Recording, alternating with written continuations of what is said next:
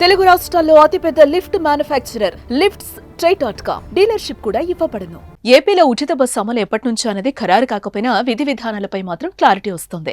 కర్ణాటక, తెలంగాణలో అమలయ్యే విధానానికి కాస్త డిఫరెంట్ గా ఏపీలో అమలు చేయాలని చంద్రబాబు సర్కార్ భావిస్తోంది. అందుకే కాస్త లేటెస్ట్ గా అమలు చేసేందుకు కసరత్తు జోరుగా సాగుతోంది. తాజాగా శాసన మండలి వేదికగా గుమ్మడి సంధ్యారాణి ఉచిత బస్సు పథకంపై చేసిన కీలక ప్రకటనతో ఓ క్లారిటీ వచ్చినట్లయింది.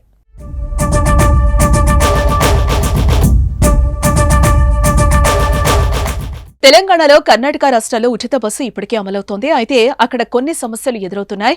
రాష్ట్రం మొత్తం ఉచితంగా ప్రయాణం చేసే అవకాశం ఉండడంతో మహిళలతో బస్సులు కిక్కిరిసి ప్రయాణిస్తున్నాయి. పుణ్యక్షేత్రాలకు, విహారయాత్రలకు ఎక్కువగా వెళ్తున్నారు. అదేవిధంగా ఉద్యోగాలు చేసే మహిళలు ఆటోలను, క్యాబ్లను వదిలేసి ఆర్టీసీ బస్సుల్లోనే ప్రయాణం చేస్తున్నారు. దీంతో పురుషులు సీట్లు దొరక్క ఇబ్బందులు పడుతున్నారు. అంతేకాదు ఆటో డ్రైవర్లు కూడా ఆదాయాన్ని కోల్పోయి ఆవేదన వ్యక్తం చేస్తున్నారు. ఆయా రాష్ట్రాల బడ్జెట్పై ఫ్రీ బస్ పథకం ఎఫెక్ట్ చూపిస్తోంది. ఉచిత బస్సు హామీతో ఆర్టీసీ ఆదాయానికి భారీగా గండిపడి ప్రభుత్వానికి గుదిబండగా మారుతోంది.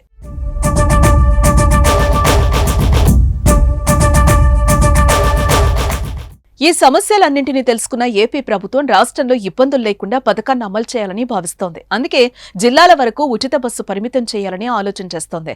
ఈ మేరకు శాసన మండలిలో మంత్రి గుమ్మడి సంధ్యారాణి వెల్లడించారు. శాసన మండలిలో బడ్జెట్పై జరిగిన చర్చ సందర్భంగా వైసీపీ సభ్యులు పివి సూర్యనారాయణరాజు శాసన మండలిలో గురువారం ఈ అంశాన్ని లేవనెత్తారు.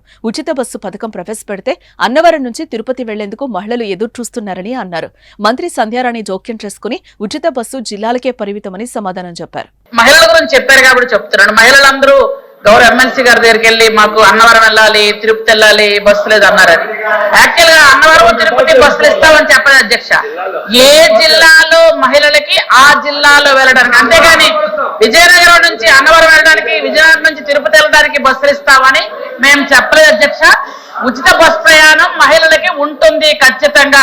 కానీ మీరు ఇక్కడ నుంచి వేరే జిల్లాలో వెళ్ళడానికి కాదు అధ్యక్ష. అది క్లారిటీ మీకు ఇస్తుంది. మంత్రి సంధ్యారాణి చేసిన ప్రకటనతో ఓ క్లారిటీ వచ్చేసింది. కేవలం జిల్లాల్లో ప్రయాణం చేసే మహిళలకు మాత్రమే ఉచితమని తేలిపోయింది. ఎవరైనా జిల్లాలు దాటి రాష్ట్రంలో తీర్థయాత్రలు, పుణ్యక్షేత్రాలకు వెళ్లాలంటే టికెట్ తీసుకోవాల్సిందే. ప్రభుత్వం తీసుకున్న ఈ నిర్ణయాన్ని పలువురు ప్రశంసిస్తున్నారు. ఇది మంచి ఆలోచన అంటూ తమ అభిప్రాయాన్ని వ్యక్తం చేస్తున్నారు. రాష్ట్ర వ్యాప్తంగా ఉచిత బస్సు ఉంటే కర్ణాటక, తెలంగాణల సమస్యలు తప్పవని అంటున్నారు. ఇక ఈ పథకాన్ని వీలైనంత తొందరగా తీసుకురావాలని సర్కారు యోచిస్తోంది.